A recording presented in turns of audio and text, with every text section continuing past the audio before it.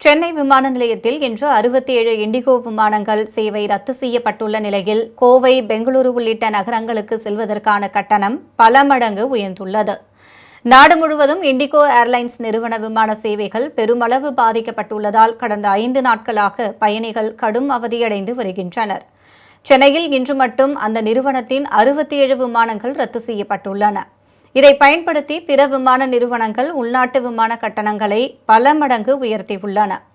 சென்னையிலிருந்து கோவைக்கு வழக்கமாக 5500 ரூபாய் கட்டணம் வசூலிக்கப்படும் நிலையில் தற்போது 57,700 ரூபாய் என நிர்ணயிக்கப்பட்டுள்ளது. இதேபோல் பெங்களூரு செல்வதற்கான கட்டணம் 6000 ரூபாயில் இருந்து 18,200 ரூபாயாக வசூலிக்கப்படுகிறது. திருச்சிக்கு விமான கட்டணம் 26,700 ரூபாயாக உயர்ந்துள்ளது. இதனால் அந்த பகுதிகளுக்கு செல்ல காத்திருக்கும் பயணிகள் கடும் அதிர்ச்சியடைந்துள்ளனர். இந்நிலையில் விமான பயணிகள் பாதிக்கப்படுவதை கருத்தில் கொண்டு சென்னை பெங்களூரு, பெங்களூரு சென்னை இடையே நாளை சிறப்பு ரயில்கள் இயக்கப்படுவதாக தெற்கு ரயில்வே அறிவித்துள்ளது.